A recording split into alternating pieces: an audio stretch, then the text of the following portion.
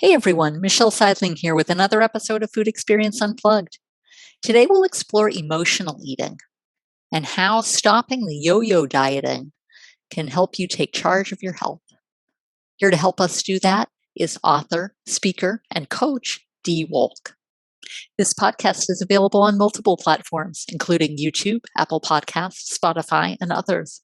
Please be sure to subscribe on your favorite podcast platform to be informed as new episodes become available. If you enjoyed today's episode or any of our episodes, please rate and review the podcast on your favorite platform. As always, check out our website at foodexperienceunplugged.com for some resources as you begin your health journey. Dee Wolk, welcome to Food Experience Unplugged. Thank you for inviting me. Oh, it's a pleasure to have you as an emotional eating expert. So I look forward to really diving into that. But first, will you tell us a little bit about yourself and what brought you to this point in your life and in your career? Yeah, it's a journey, and I think we all have a journey. I think actually mine started in childhood, Michelle. My mother was a fantastic cook, and food was the emphasis. Hunger was never mentioned. My mother would say, "We're eating dinner now." And I would say, "I'm not hungry." And she would say, "This is when we're eating." So I learned to eat according to when my mother wanted to eat or the clock. And I didn't know what hunger really was. And if I left food on my plate, my mother would say, "It's a sin to leave food on your plate. There are starving people in the world. If you don't finish your food, you can't go out and play. You can't have dessert." So I finished my food whether I was full, even though I was full. So these habits grew up with me. And by the time I was 12, my mother liked society. She wanted me to eat all her food whenever she wanted me to eat it, but she didn't want me to be overweight. So she took me to my first diet doctor, and he gave me colored pills, and they could have been sugar pills for all I know. But that experience created a pattern in my life: starve, stuff, lose, gain. Wow. I went on every diet that came out in the marketplace, everyone. I'd lose weight on the diet, and then I'd gain it back. And I blamed it on me. What's wrong with me? I felt like a failure. I was so frustrated. So I decided to go to my doctor, and I shared my feelings. And I'll never forget this. He looked at me and he said, "Dee, you are a yo-yo dieter. Don't you realize that diets are only a patch, not a fix? And that you are jeopardizing your health. It affects your organs. You could get diabetes, etc., etc." Well, that blew my mind. I was very worried about that. I didn't want to get sick. So I kicked all that I was doing to the curb. And because I'm a researcher by nature, I decided, because I had heard for years that that the body is smarter than you are. So I decided to research the body and the brain and how we're designed to eat, to lose weight, and sustain that weight loss. It took me 2.5 years. I couldn't believe it, Michelle. It was so easy. It was so achievable. I melted away 49 pounds. Wow. And it's been over 30 years, and I've never gained a pound back. It's not about food. Food has a very important place, but it's your relationship with food that's so important. And that's what I have to change. And when I talk about change, it's interesting because nobody really likes to change but a baby when it's wet. But what makes an individual like me change?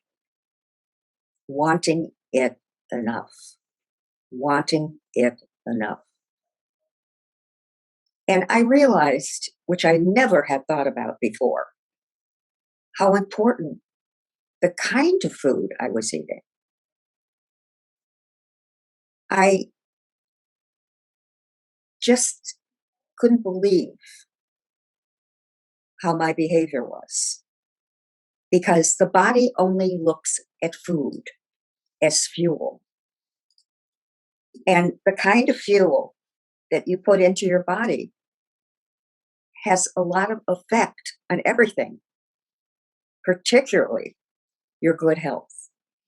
I also learned that if you're deprived, that causes overeating. Mhm. So I created the room full of gold. And I have to say that the reason I created the room full of gold is because everything is really in your head. And it's really doing brain surgery without the scalpel. I learned that you have a hypothalamus in the back of your brain. If you're eating that big salad on your diet, unlimited amount with their diet dressing, which is really yuck, and you eat this big salad and you say, oh my God, what's wrong with me? I still want something. You were not satisfied. You have to be satisfied in your hypothalamus, or you're going to pick here, pick there, and eat and cheat later. So it's very important that you eat what you're satisfied with. But if you don't want something particularly, wait until you're physically body hungry to eat it. It's very important that you eat when you're physically body hungry. When you eat like that, you eat and burn, no matter what you're eating. There are some foods that burn faster than others. When you eat emotionally, you're eating because you're tired, bored, anxious, frustrated, lonely, happy, celebrating. Everybody else is eating, etc., etc., etc. Because the body only looks at food as fuel, it takes that food, breaks it down into fats and sugars, and stores it in your fat cells. So when you eat emotionally, you will wear it. So I learned what to feed emotional hunger. And I kind of did a roadmap on how it all comes together. And what I really want to emphasize today with people that are listening, that what good is being thinner if you're not healthy? And health is the most important thing that you develop with yourself. Wellness. I can't emphasize that more. And what makes what makes an individual want to eat healthy? It all starts from the inside out, Michelle. You have to become your own best friend. Therefore, when you become your own best friend, you want to take care of yourself. And this is what's so important. How does that happen? So, How do pardon? you how does that happen? How do you become your own best friend? How from your own experience perhaps, or those others you've helped? Well, that's a good question. Sometimes it's something that happens in your life that changes you. Um, Sometimes it's just realizing what you're doing with yourself isn't reaching any of your goals. It's not making things happen that you want to happen. And you have to make some changes with yourself. One of the things that I think is very important that you realize is the way you talk to yourself. Um, it's so important to talk to yourself positively.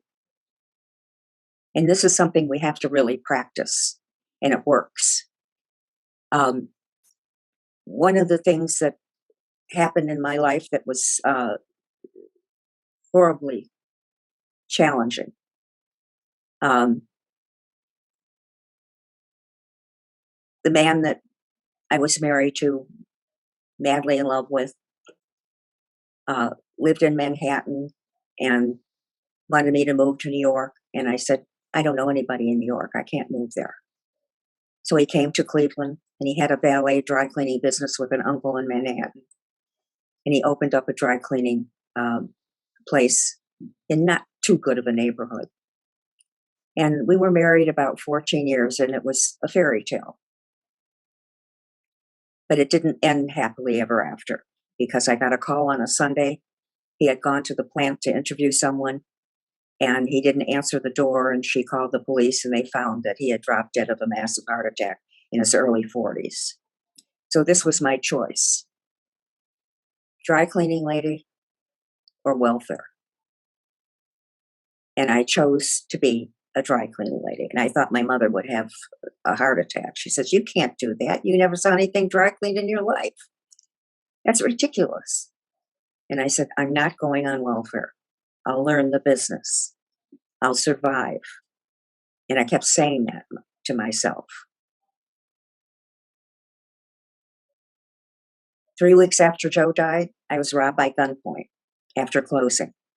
2 men came in with a double-barreled shotgun. My mother said, you can't go back there. You'll get killed. If I don't go back there tomorrow, I never will again. I'll be too afraid. And I learned that from my father, because when I was 4 years old, he had bought me a little pony. And he put me on the pony called Macaroni. And I fell off, and Macaroni went across my knee. And my knee split open. I was gushing blood and screaming. And I'll never forget this. My father picked me up and he said, babe, we'll fix your knees. You will be fine. But you got to get right back on Macaroni right now, or you never will again. And I never, ever forgot that.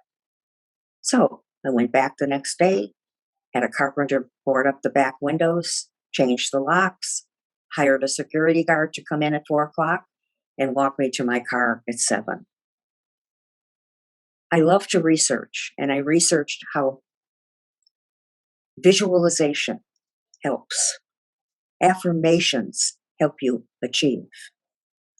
We had water in the basement, and the pilot light went out. We had a flooding, and there were rats floating around.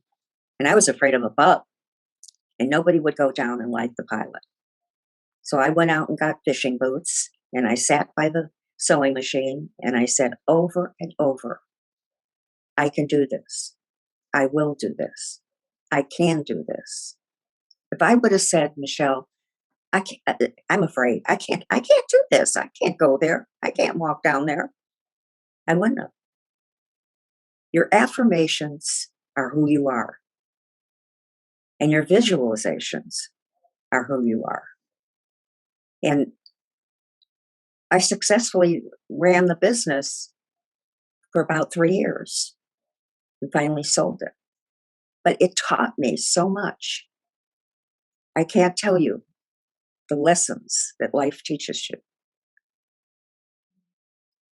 So when I sold it, I had remarried my second husband, which I shouldn't have. But he talked me into it. He was much older, and he said that I would have a family, which I really didn't have. I just had a son, and my father had passed away. And he had a big family, and I thought, well, you know what? I'm never going to love again. Maybe this is good for me. I was very, very unhappy, and I gained a lot of weight because I was an emotional eater. And when I finally decided, after the doctor told me what I was going to jeopardize my health with the dieting, that's how it all began.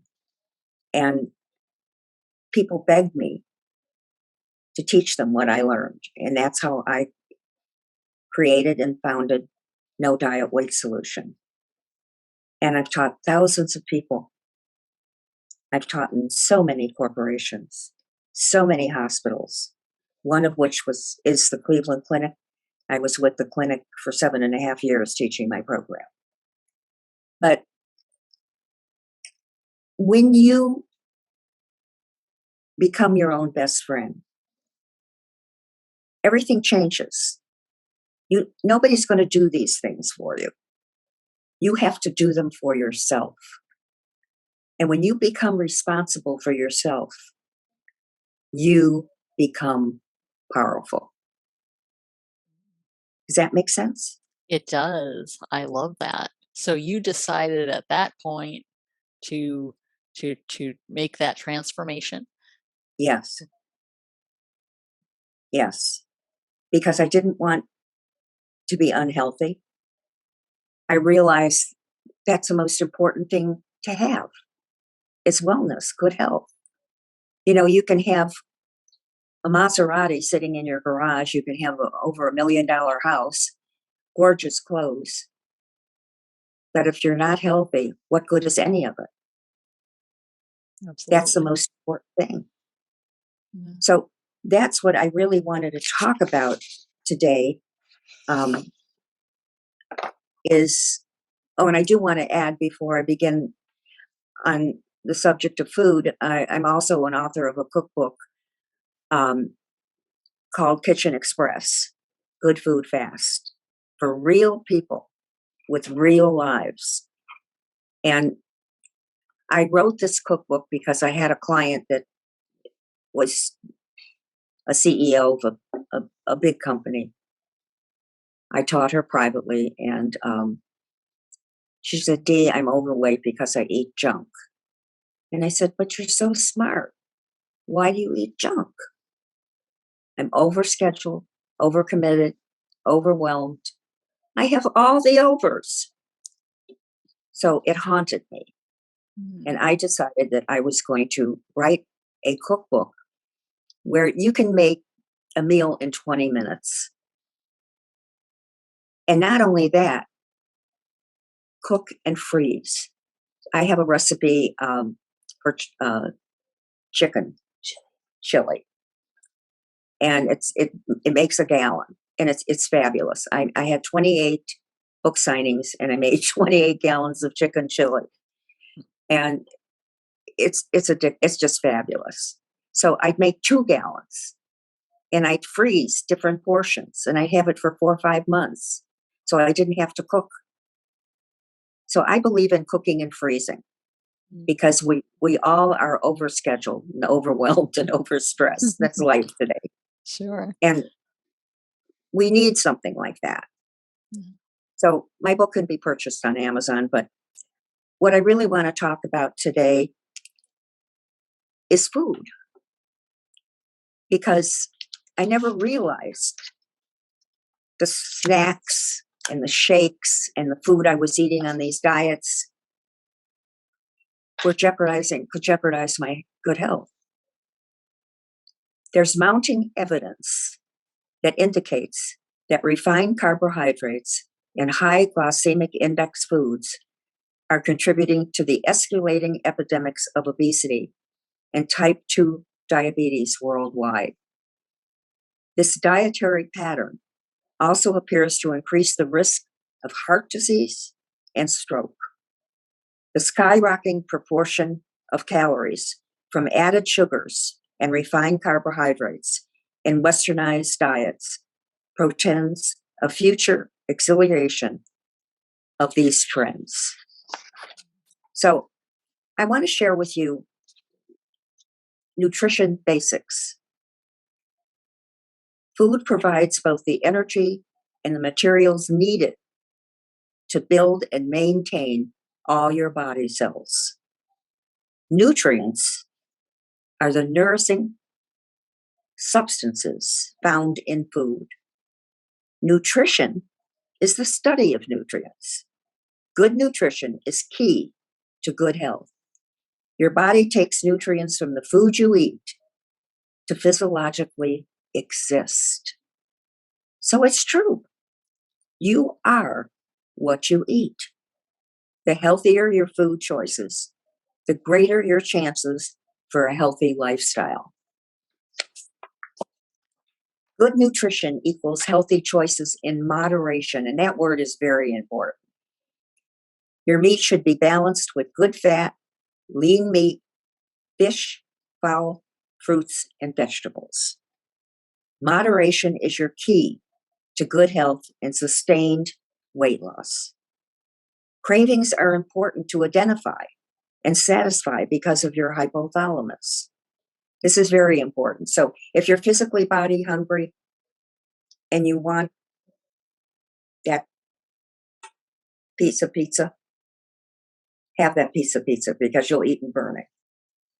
If you don't really crave it, why not choose a healthier food? It's just common sense.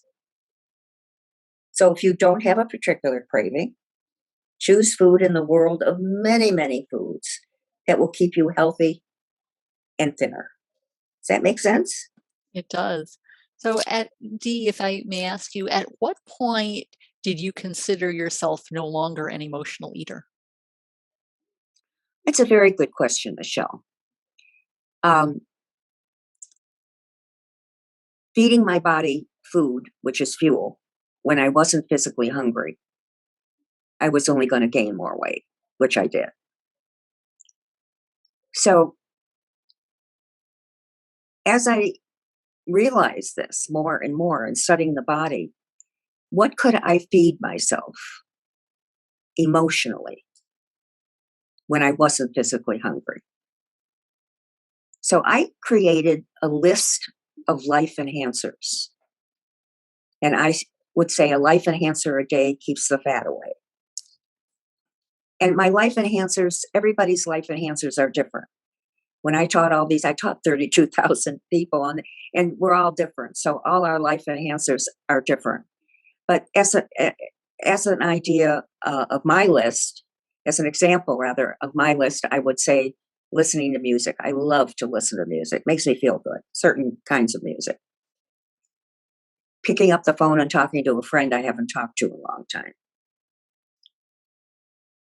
Exercising. You know, Michelle, I used to think exercise was a foreign country. And I realized that how important it is for health as well as sustaining weight. But it's important that you choose exercises that you will do consistently. I don't believe in boot camps. I believe in doing exercise consistently that I like doing. And you know, after I finish, sometimes before I go up to exercise, if I said, oh no, I don't feel like this today, I'm just so tired, I'm so overwhelmed, I'd never go up there. I'd say, I'm going, I'm doing it, I'm going to feel better. I just know it. And I exercise, and after I'm through, I'm so happy. I feel so good that I did do this. So it's important. So there are so many things on my list. Maybe it's taking a walk, which I enjoy. Maybe it's shopping, which I like. Things that make me feel good feed my emotional hunger. And what that really does is put balance in your life. Balance is so important. Everything changes positively when you have balance. Did I answer your question? I think so. So, with all of these experiences, how has your relationship with food changed? Completely. Completely. Um, it's not the only thing in this world that makes me happy. I put other things into my life on a regular basis that makes me feel good. I realize that a lot of excess weight is going to contribute to ill health. And I want to be healthy. I want wellness in my life. This is as important as the food. And I still enjoy food. I choose what I want to eat. I only eat, I have an 11th commandment. Thou shalt only eat when you're physically body hungry. And I tried getting the Pope to um, propose this, but I haven't gotten a call back. But it's important because I want to eat and burn, and I want to enjoy food. And as I said before, and I never really got into it, the room full of gold is all psychological because most things are. Say that you were obsessed with gold bars, the money. All you thought of morning, noon, and night is getting these gold bars. And I come along and I say, Michelle, I have a room full of gold bars. You can come into my room when you want to. But once you're in my room, you only have 3 minutes. And then you have to leave my room and you can never come back. What would you honestly do in those 3 minutes? You're obsessed. Well, if I'm What would obsessed with gold bars, I guess I would just get a handful of gold bars and leave the room. Well, actually, I'd take a U-Haul it because I know I can't come back. But if I told you that I have a room full of gold and you could come in whenever you need some, you can come in the morning, noon, afternoon, evening. What would you do then? It's always going to be there for you when you need it. Wouldn't you only take it when you need it? Because you know it's always there? Probably. Yeah, psychologically. In other words, you're not cheating. You're eating the food you want to eat when you're physically body hungry. But if you don't want it, you know it's there. You can have it later when you're physically hungry. Does that make sense? Absolutely. So you changed It your works. mindset a little bit as far as what makes you feel hungry and what doesn't. It's all your mindset. It is. It's all your mindset and your relationship with food. That's the key. And that's never, ever addressed with diets. Diets don't address emotional eating. And that needs to be addressed. It's Why do you very, feel very important. why do you feel that diets do not address emotional eating, or how do they not address emotional eating, I guess? Well, I feel that it's a money game. It's all about money. If you go on a diet and you lose weight on the diet, but you gain it back, you go on another diet or the same diet. They're going to get you back as a customer. Mhm. They make billions. It doesn't address the real solution, the real person. When a person starts becoming their own best friend, that has nothing to do with being egotistical. Nothing to do with that. It's to do with caring enough about yourself that you will take care of yourself.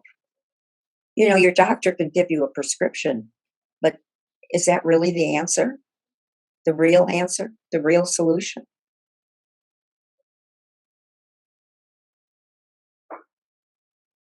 God gave us this power, and the tragedy is we don't use it.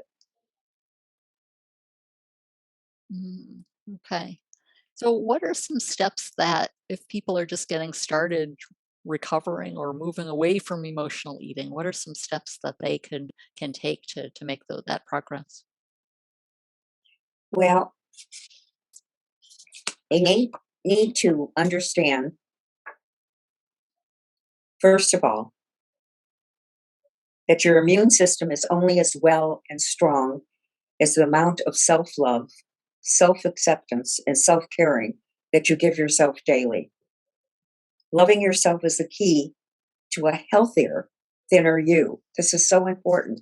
This has to start with you because nothing's going to be sustained if it isn't cultivated from the inside out. So, what do you want? It's important. We're not born winners. We're not born losers. We're all born choosers. I love What do you that. choose for yourself? That's right.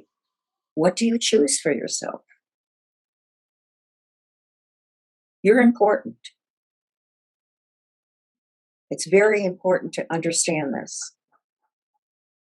And without good health, what good is, I mean, is there anything as important as that? Can you buy a box of it at the department store? But you can create it as a co pilot in your life. Does that make sense? It does. That is fantastic to really turn the tables on emotional eating, so to speak, and really just addressing your own self-esteem, your own self-image, and then you're really projecting that in terms of what and how you're eating. Right. And I learned also from my body and my brain that I can manipulate hunger. In other words, say that I have a lunch meeting at 1 o'clock and a quarter to 12, I feel physically body hungry. Now, if I eat at a quarter to 12, I'm not going to be hungry at 1 o'clock. And that's not good. So if I eat again at 1 o'clock, I will gain because I won't be hungry.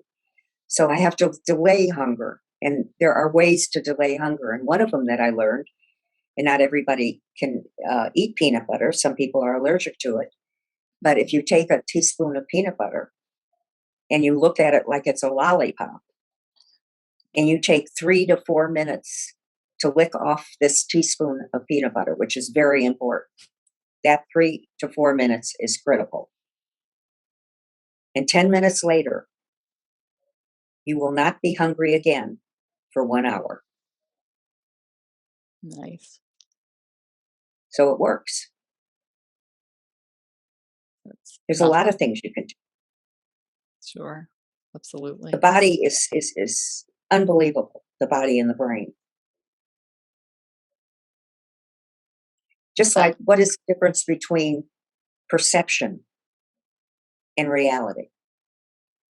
Your perception becomes your reality, doesn't it? So if you're sitting and eating and you say, oh, this was so good, but I'm not hungry anymore, and there's still food on my plate. If I don't finish this food, I feel deprived.